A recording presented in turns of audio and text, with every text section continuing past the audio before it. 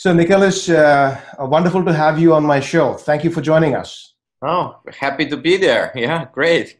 Great opportunity. Yes, wonderful. I appreciate you willing to share your experience, your failures and successes. And I know about your success that you invented something that you sold to Thomson Reuters for a lot more than $500 million, if I'm not wrong. Yeah, you're correct. And I also learned earlier that you probably made some mistakes in doing that and you don't want to repeat that. And so you started a new company with your own investment, Pipeliner. So why don't we begin with tell us a little bit about your background, where you come from and how did you move to US and, your history about things. Okay. Yeah, great. Thanks a lot. Yeah, first of all, I appreciate that always to share. I know are sharing a life concept. I'm right now turning 53, yeah, looking a little bit younger, but still 53, and moving with over 50 to the United States was a big move for our family.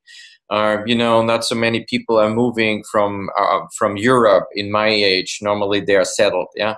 But the demand of the product pipeline made it a demand in us and in the company that it really had to go there.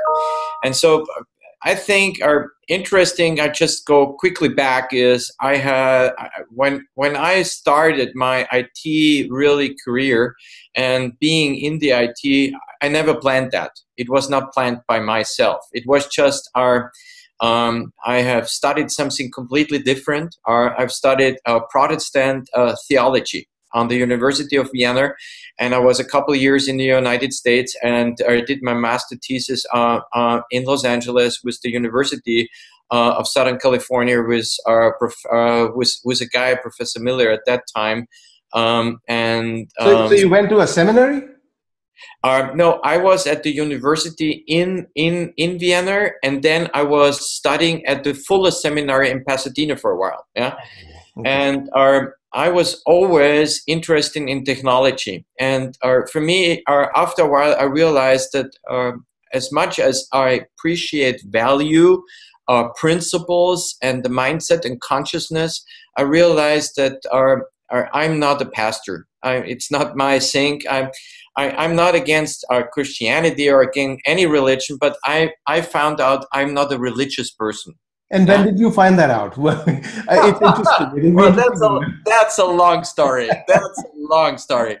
That's a lot of hiccups and a lot of painful experiences and a lot. But what I learned, and I think this is what my people appreciate in leading a lot of people around the world, is I learned that the core values of integrity, of trust, of positive thinking, of being yourself authentically, yeah, helps you in business, yeah. I am not faking around, yeah. If I have a problem, I call you up and say, "What's up, Nick?" Or "We have an issue here. Let's sit down and let's go to the core of it. Don't bullshit around. It's you're in my time. Don't waste our time. Life is too short, yeah." And this is very interesting you're saying this, although my original intention was to talk about sales, your experience in selling half a billion dollar company. But I want to take a minute to get a little bit deeper into this because I have personal interest in this topic, character, which 50 years ago, 100 years ago, everybody talked about. In fact, 100 years ago, all the books, all the popular psychology, self-help literature always talked about building a character. Yeah. And then somewhere along the line with Dale Carnegie and others, it shifted to personal charisma, and people forgot about character and authenticity. It seems to be coming back, but it's hard. I strongly be a believer that in the future, and I make a connection to sales, that all the sales techniques are bullshit, are like closing techniques for a sale. Come on. As long as you are an honest person, and let's be honest, in a real good deal, both sides have to win or to lose, then it's a good deal. Yeah. If you a little bit go down and the other has to a little bit go down. And at the end of the day, two persons making a deal. or a team makes, or one team and another team if Right. you have bigger sales teams. Yeah, but it has to be, or if you have to have a long-term relationship on the same level. It's not that our mindset in sales is like, oh, these guys are pushing me, yeah, or they want something to do. They want to. This is over. The time of transparency is everywhere, and not since Snowden. Yeah, it's longer than that. Yeah. And so I strongly believe in the future, and this makes the new area of social media and everything is transparent. I give an example to that. If you are on LinkedIn, and if you have people are giving you a recommendation, they will never give you a recommendation if they don't like you. Why they should do that? Yeah. So the quality of the recommendation shows exactly your integrity.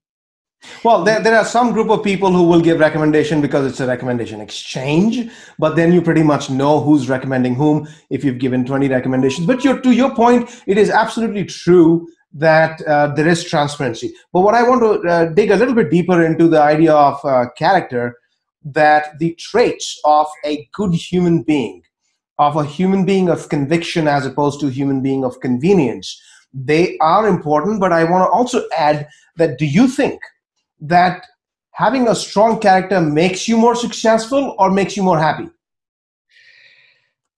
It goes in both directions. Very, very good question. And I like that a lot. I think, first of all, I strongly see, as much as you're in yourself, and as much as you are in peace, or in a form that you are centered, that you are not always trying to achieve something, yeah, like running after something, or more, it's like, you see, it's a different thing if you set goals and you want to reach a goal, but always to run after something, yeah, and so I strongly believe, like a moving goalpost. yeah, exactly, yeah. So it's both area. You see, I like so much the management philosophy from Fredmund Malik. He's a guy who's a professor in St. Gallen in Switzerland, and he's a famous guy, and he's following Peter Drucker, that probably you know. Self-management. Yeah, and he's a well-known Austrian. Yeah, like myself. All right, yeah. But I think that the core thing of everything is about what he's saying is the positive thinking, and it's not that you make something up, but the positive thinking is about when you feel positive of your life, and you're not always regret everything, you always feel miserable about because you're not have this and this and this. You give an atmosphere of what's important in sales, or what's important if everything to do business.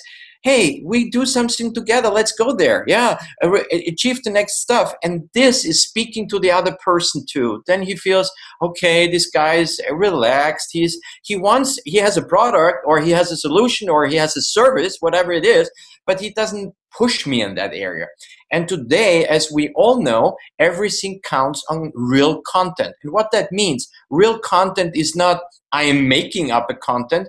That means, what is so unique of you? What is the uniqueness that you bring on the table with your product and with your service? What kind of doing makes me better, helps me to be a better business guy, helps me to what value you are creating, what kind of value you're creating. And you see, that speaks exactly to my core vision of everything what I'm driving with my company, with my people around the world. And this is, I strongly believe, and this comes out without, don't get me wrong here right now, without any religion, but it has a little bit of touch in that area.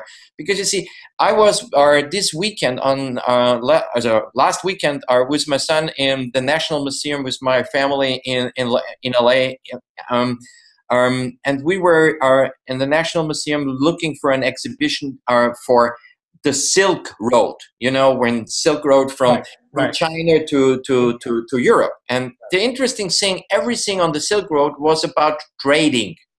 Yeah, they trade. And traders were always not really welcomed. It was always in fear about they're losing the goods, or not only to storms, to people, they robbed them and they were not welcome. So trade was important. But you see, then it clicked in my mind since the last 2-3 years, and this time it was underlining it again, is trade is the most important thing. But what is trade? Trade is sales. At the end of the day, I'm selling you something. And when we are selling, you see, when we are in a sales position and we are really selling, what's not happening? We cannot fight with each other. We cannot really be in a war. That means salespeople in some way are peacekeepers, they're missionaries, but we don't treat them. This is a great insight. I mean, that is true. In the old ages, they would marry their sons and daughters to their enemies so that you prevent a war. Nobody liked a war. They had to get into a war, but they didn't like it. And in that same sense, if you give, so to speak, and my line of thinking, if you give the jihadist or the terrorist alternative, they'll not do the wrong things. Exactly, and I just want to underline one more thing, because I was in a couple of meetings, and in one of the leaders' meetings, I was interviewed with our really older guys from the US, very old, really decent business people. And then I said to these guys, isn't that a shame? Isn't that a shame that in the old days, when you were thinking of America, people after the Second World War were they're happy when they got cigarettes and chocolate and everything, and everybody was happy. Today, most of the people are burning the flags. And what's happening at the old days? It was America was selling a dream.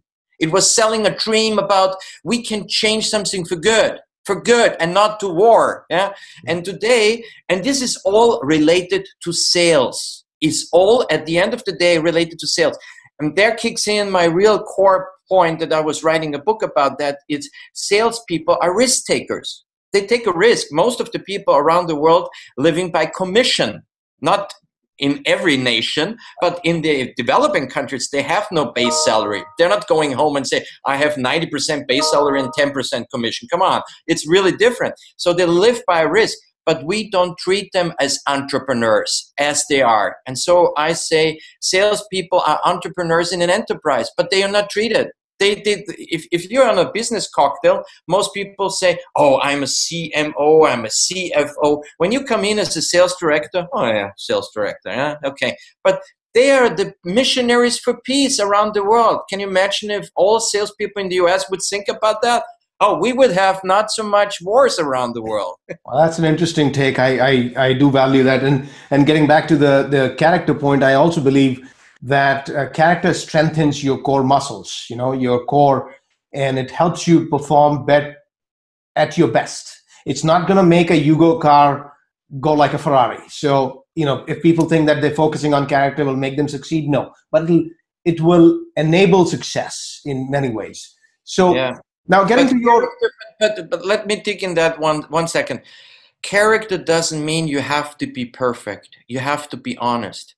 We all have both sides in us. We all are driven by both motives, some good and bad. Yeah, however you call it, evil or good. I don't like this terminology at all. Yeah, because I'm not so much in this religion in my study, and I can explain that a lot. But anyhow, what I see is, when you make a decision not to drive on your bad emotions and you say, no, I have a core value in my company. I'm not ruling this guy right now down in front of the people. I am polite. I just go writing a note on myself, or that my negative energy is going in the paper and not in these people to punch him. And sometimes you would like to punch some people, be honest. Yeah. And so I would say it's a decision. It's a decision to integrate. Character is a decision to integrate the negative for a higher value. That's the core. It's a decision that you make that the negative that all we have, every human being, is integrated for a higher value. And then you're a driving force. And then you create. And then you don't have to be perfect. You say, I blew it also. Sorry. Can you accept it? I'm really sorry. I try the next time. Well, if you blew it every week, then maybe you have a problem. Well, I mean, again, are you being authentic? Yeah. The truth is, are you sorry all the time and you don't make improvements, or you do? So authenticity to your own self. Fundamentally, character is about yourself, not about others. It's about what you believe in, and do you stand up for your principles, whatever it is that you believe in. It doesn't matter what you believe in. As long as your personal convenience does not override your convictions all the time. Sometimes it will, because like you said, we are human. Yeah. And make mistakes. but and we accept people for what they are. So I think I am with you on that. Switching gears to the sales side. So you came to US, you said about 3-4 years ago? No, 1.5. 1.5. Yeah. No, so did you sell that company in Europe, or did you sell it in the US? No. The company in itself is still existing. So we are still working for Thomson Reuters, or we still are programming from that. It's still the same team. I originally did the first concept, and this was 12 years ago. The thing is, the software in itself was sold. Yeah, the software in itself as a service. It's right now under Thomson Reuters one of the main compliance area. It's a compliance solution.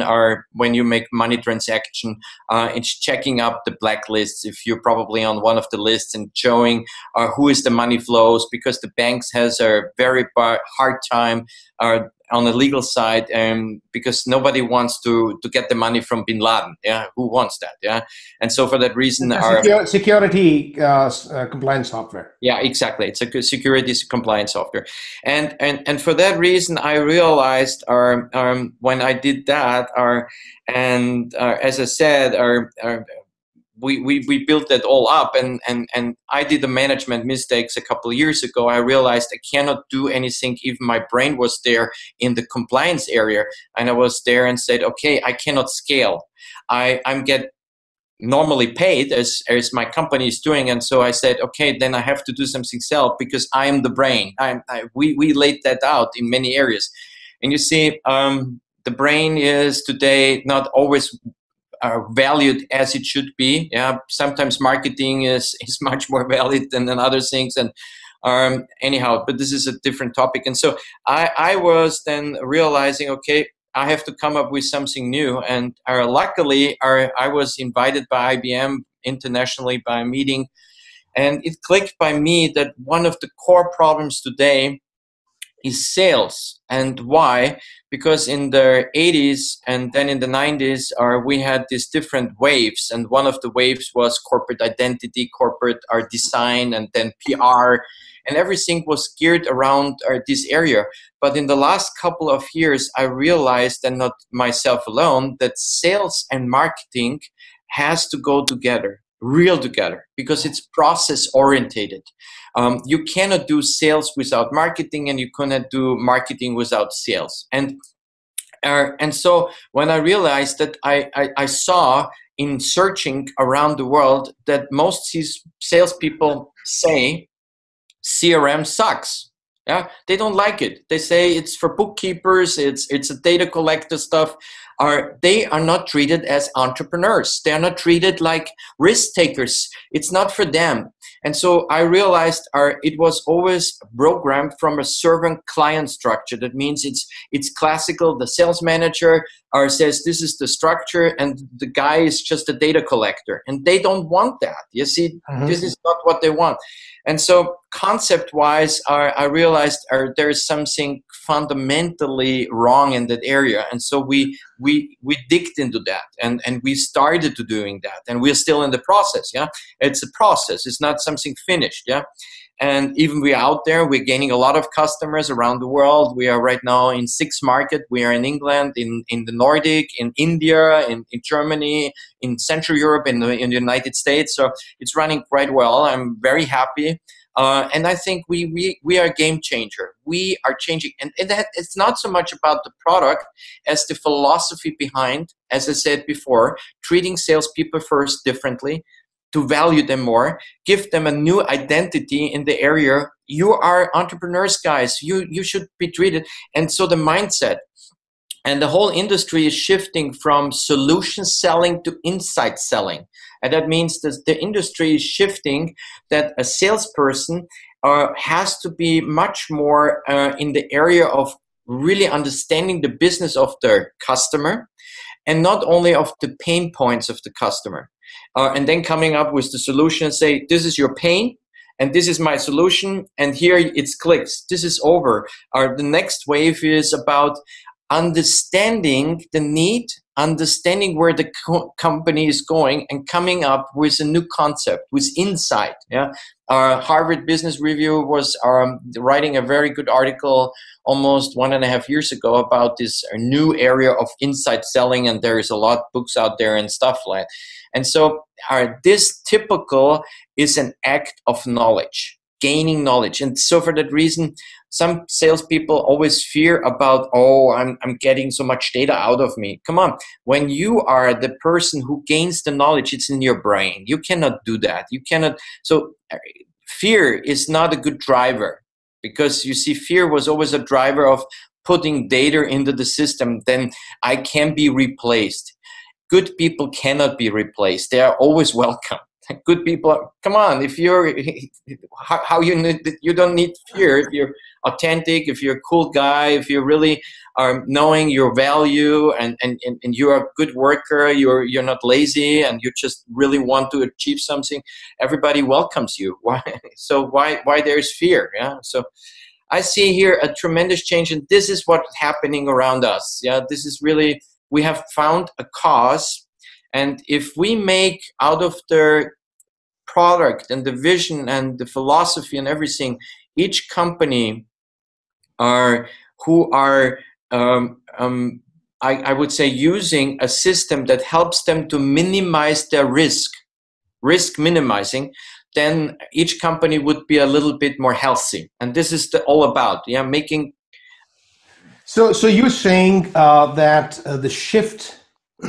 Well, I mean, there's a whole gamut out there. There are still salespeople who are pushing and driving hard bargains and trying to do the snake oil salesman role or the used car salesman. And the other end of the spectrum are the so-called coaches, people who coach their clients to perform better, and in the process make a sale, because you're making deals, you are helping, creating value. Fundamentally, a salesperson's role will be defined by the ability to educate a customer or a client or a prospect.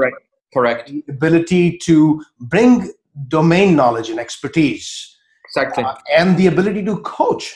Information alone is not sufficient. Sometimes you have to help them make decisions, move forward, do things. So there are coaches, educators, domain knowledge experts, and also people who can persuade. Yeah. And coach is sort of someone who persuades, but here's what is the difference.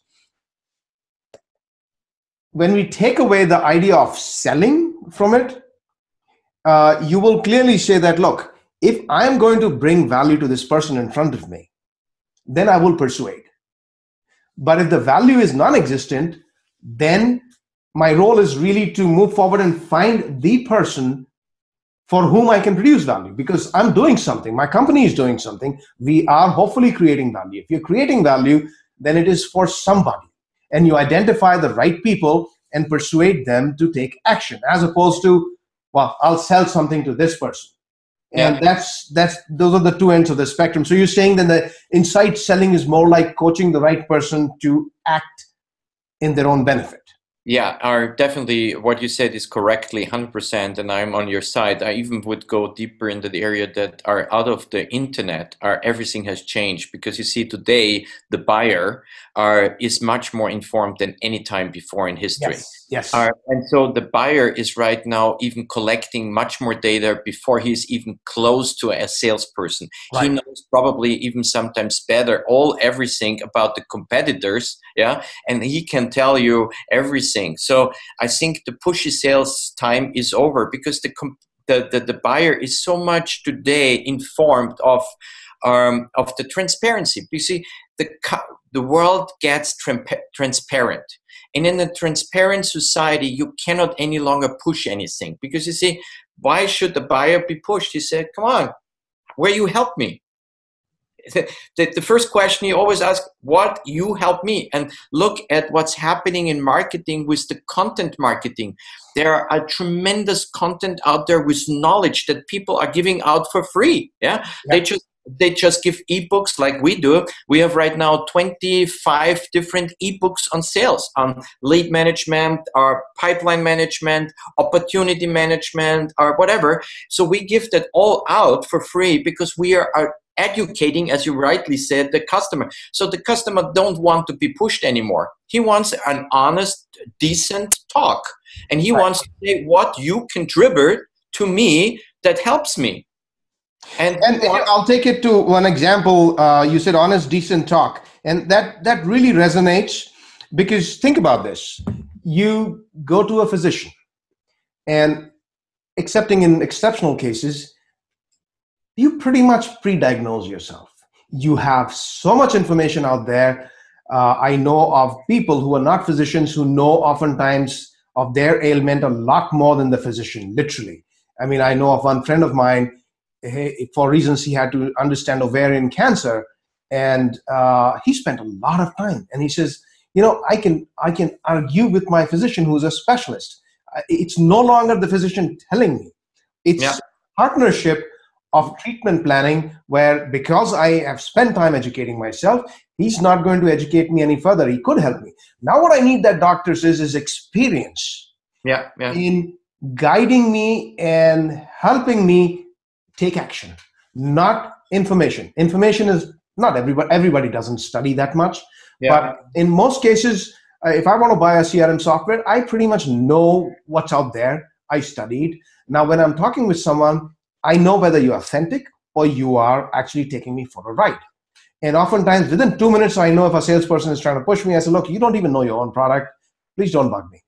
Right? Yeah. And that happens. I've heard from people. You're 100% right. We're all looking for the real experts. We say we cannot be experts in every area of our life. So what we are looking for are the experts in life, are in the different areas what we are trying to buy, or what we try to invest in our company. Exactly. And so what we are trying is, and then we want to have a good relationship, a business relationship, an adult relationship, I call that, because you see, sometimes people behave like little kids, you punch me, I punch you. It's like they're sitting in like my 5-year-old one. That's when you go to kindergarten. This time should be over. Come on, we have an adult relationship. That means you bring a value, I bring a value. Cool. I have here my expertise. You have a lot of knowledge, but I can bring something that you don't know because I'm working daily. Truly, cross-pollination is happening. As a buyer and seller, there is cross-pollination happening. And so it's important that you bring, as a salesperson, deep knowledge. Deep knowledge. I was talking with the CIO of AMD one time. He says, we need vendors.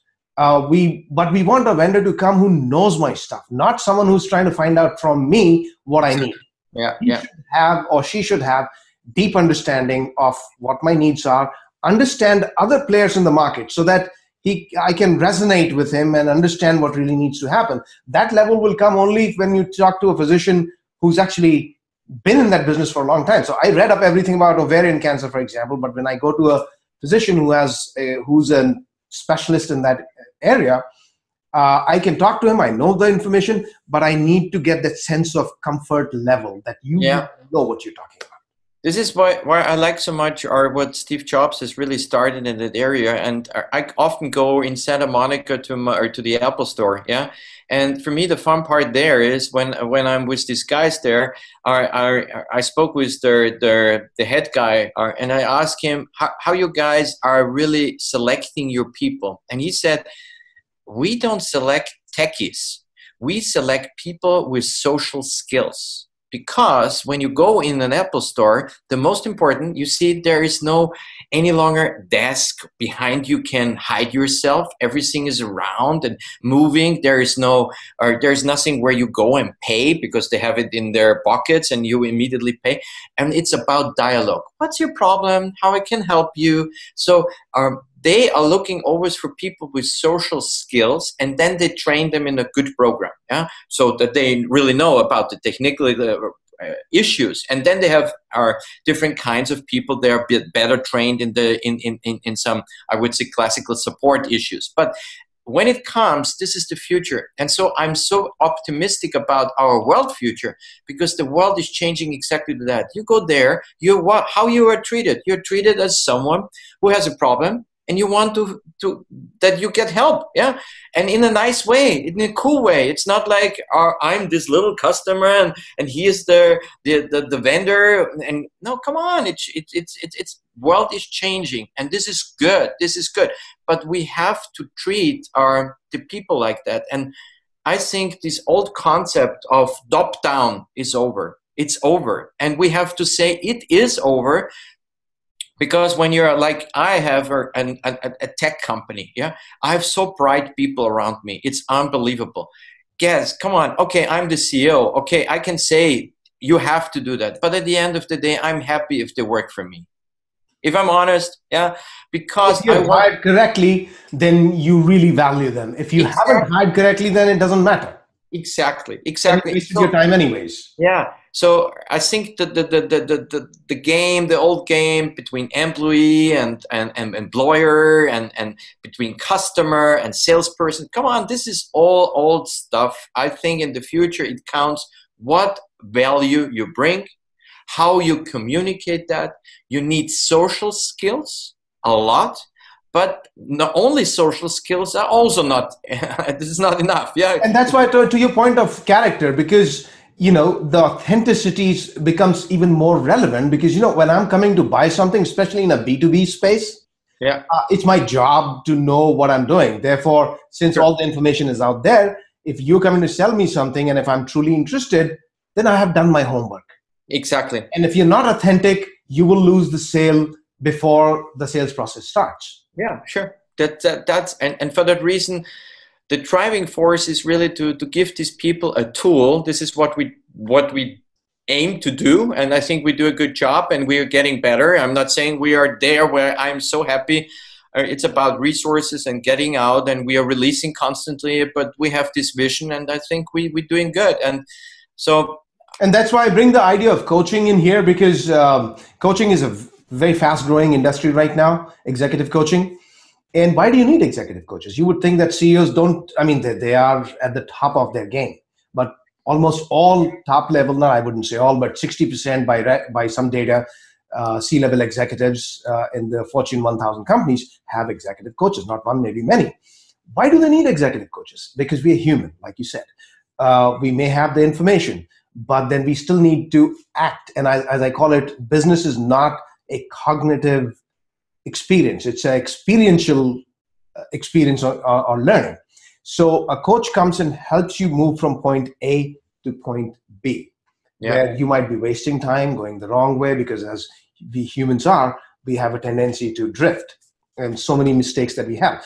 So a salesperson in a certain sense should take that role of an executive coach in helping them truly move by supporting them. And no, mentoring, as you say, mentoring is the most important part in the future to help these people. And you see, my day is mostly speaking with people. I would say 60 to 70% of my time is with conferences, calls, video conference, or like what we do right now, are constantly a day. And sometimes I get in myself, to be honest, very angry, but I never let them feel that. And before I do action, I go on the beach. That's the good thing living in LA. I'm literally close to the beach and I'm running. And sometimes I'm running out my emotions and say, I have to get over it. And then my mind is clear. Yeah. And then I can go back and say, let's sit down, or we find a solution, and I have to bring that. It's my job. And I think the same is true for a sales manager.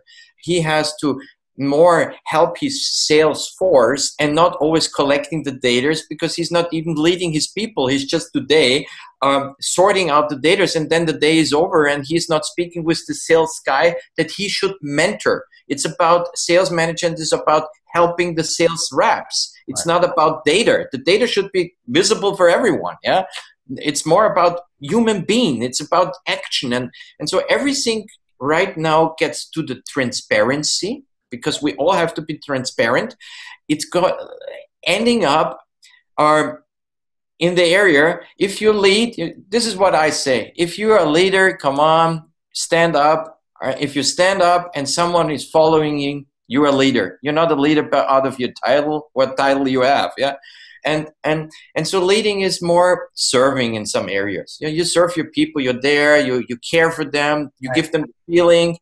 And you use the word cause at some point, that Sure, you have to be driven by a cause. You believe in it, you do what you believe in, sure. and money and people shall follow if you are creating value. But if you're running after a moving goalpost of money, then you are in a little bit trouble, because really it's easy to see what's going on. Value is critical, and there's so much competition out there that if you're truly not creating value for your customer, you'll be left behind very, very quickly. Yeah. I want to ask you one other question, Nicholas. You mentioned that in a previous conversation something about you made a big mistake or series of mistakes that you Oh, learned seriously? from. I want to hear about your mistake. What are your key lessons? What happened really? I'm happy I'm 53 right now. I blew it a couple of times. You see, the mentality in the United States is for that reason much better than in Europe. This is the good thing.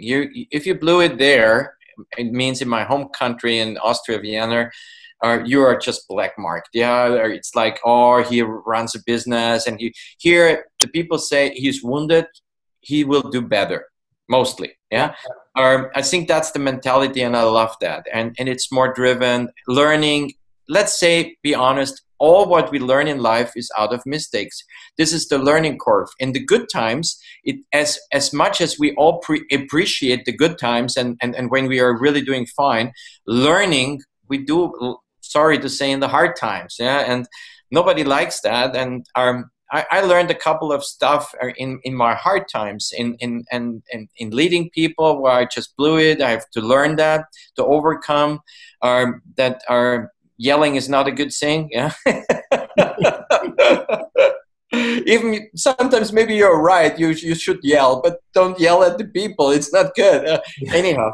Go outside jogging and yell over there. Yeah, exactly. And sometimes I have to learn to be strict with my boundaries. And so and the thing where I just blew it really once, or big time, I was so desperate depending on something that I forgot I have my own boundaries. And so I was more operating out of fear than of strengths. And I had the fear to lose something, and not believing that I can do better if I just lost it. So I gave up a very strong position, and the other took advantage. And the advantage that the other took was definitely not right. But anyhow, this is his problem. I just blew it, and I gave something away what was millions in 1 second. All right? And literature, they just put a gun on my head, and I was so in fear, and not operating out of my strengths and of my people, that I lost all this money. Yeah. And I learned a lot out of it. And some people would be depressed if they know, okay, you lose in 1 hour, let's say 30, 50 million. Yeah. Some people would never overcome that. I've learned out of it and said, what can I learn of it? Okay, I blew it. Yeah, definitely I blew it. When you look back, yeah, when you look back. And so it's good. Or otherwise, Pipeliner would not exist today. Yeah, and I think with Pipeliner, I strongly believe we have a bigger vision even. Yeah, we want to go in a couple of years on an IPO in the States. We want to be dominating. We believe we can change sales. We can change the mindset. We can really bring something, a value to the market. And all this came out of my inner man. And this is a couple of years ago. And so I've learned out of pain. And to overcome pain, sometimes you need good friends. Sometimes you need a loyal team that also sticks to you. And at the end of the day, it's a decision again. Do I want to feel always pity about what happened? Okay, you make a decision. I have learned, and now move on. And so as an entrepreneur has the first one to jump, yeah, you cannot as an entrepreneur ask your people jump and then I will. So you have to jump first, and then the people, you see, when I came to the United States, there was nothing. I just left everything in Europe. And this is why the people say, wow, he believes in that. Yeah, I believe in that, what I do. I gave up everything and to come here and to start that. And so you have to do that. And so I pretty much believe today we learn of our mistakes. We need friends, family, loyal team members, but then you have to make a decision. And the decision is life is go on.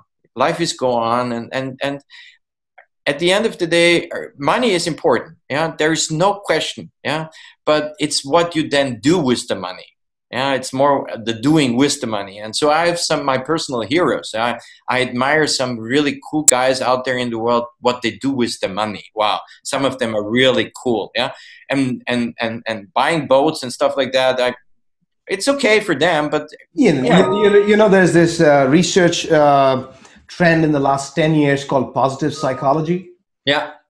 Which is fundamentally recognizing that psychology is not just to help people who are truly sick or ill, but there's also this large majority of people who are reasonably okay, happy. We can make them happier, make them realize their not goals. Goals is like saying you don't really have a goal. Life is by itself a goal. It's a journey. You live. The goal is to live. How you live is the key issue. But if you set your goal as I need to make this kind of money or this kind of business, there are no goals. It's infinite. Life is infinite in that sense. So it's important to live the right way. In that process, you achieve some milestones. You keep going. Milestones need not be numbers that are saying you got to make X amount of money and then Y amount of money and then Z amount of money. No.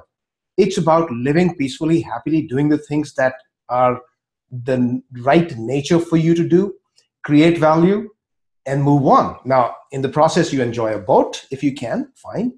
But those are ephemeral. They are like a spark. You buy an expensive car. For some people, if they buy a Mercedes S-Class, for first few months, you're excited. And then if you are moving along with the people of the same level, that car stops being anything. It's a mode of transportation.